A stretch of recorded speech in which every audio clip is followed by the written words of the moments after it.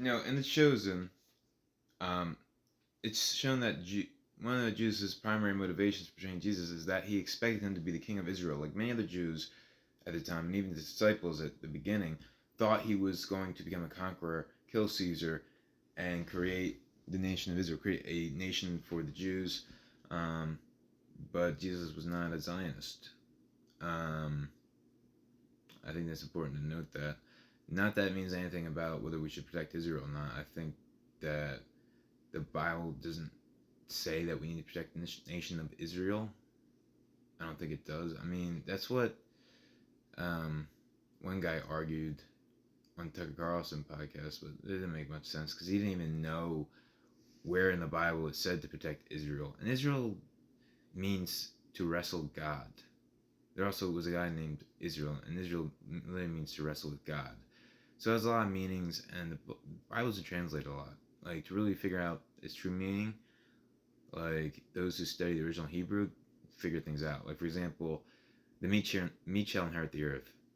If you actually go back and look at the root word, it actually means literally those who have swords know how to use them but keep them sheathed. And that became meek.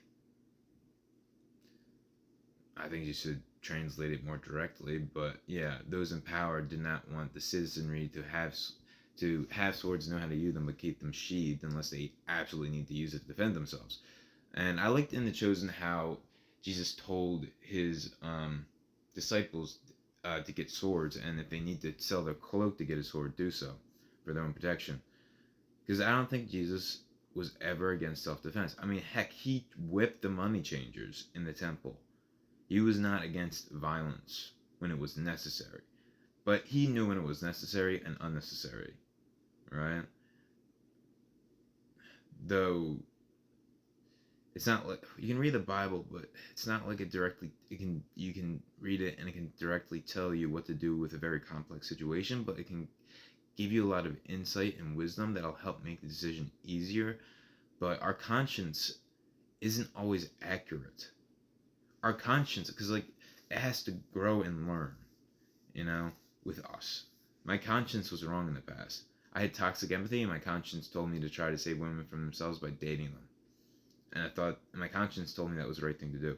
But that was just toxic empathy. And some people might say, no, your conscience was clouded, and your conscience is always correct about what's morally correct. And are you sure? Maybe that's true for you. Maybe you have a really sophisticated conscience.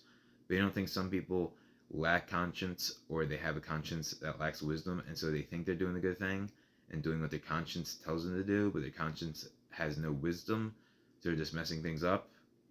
Because I think that happens a lot. I think a lot of people are well-meaning, but they don't find Jesus. They find a secular ideology, attach themselves to that, and then lose themselves. But they still care about other people. They just are all confused about how to properly help other people. Instead of helping them, they're just hurting them. You know what I mean?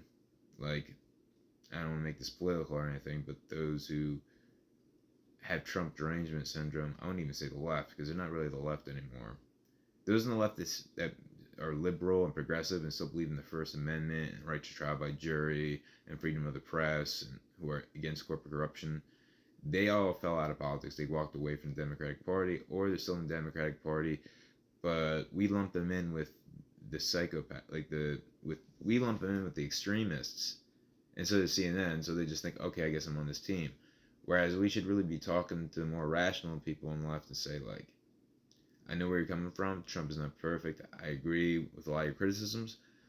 But do you really think the best way forward for the Democratic Party is a civil war? And most of them would say no. But first, you have to be nice and kind to them, like Jesus would be. And you got to treat it like deprogramming people from a cult if they're really ideological and believe that there's no objective truth, because that's cult thinking, that there's no objective reality, postmodernist. And they teach all the kids in college this postmodern philosophy that there's no objective truth, just your truth. And words are just all a means of gaining power over one another, and it's all just perspective, everything's subjective. Like, I say there's a door there, but you could validly say, I didn't see a door there, I saw an elephant. And who am I to say that you didn't see an elephant? So there's really no objective truth. But no, that fucking door is right fucking there. There's a door fucking there. You saw the evidence. There's a door there. I mean, it could possibly not be a door. It could be a fake door. Oh, look, it opens. and closes is indeed a door. There's your proof. Right? But if you're postmodern, you might say, no, I can't say objectively that the door's there because I might be a butterfly having a dream. Like, ugh. Yeah, I guess it's possible you're like the old thing, like, am I a man dreaming of being a butterfly dreaming of a man? Pretty sure a butterfly does not have the cognitive capacity to have a dream about being a human being. But I get what you're saying. Like, what if I'm some other entity having a dream? Sure, yeah, anything's possible. But let's stick with the reality that you've been in your entire life. Hopefully, you haven't departed from it and lost touch with reality too much. But these people are losing touch with reality because they don't believe in objective truth, and it's really sad. But anyway.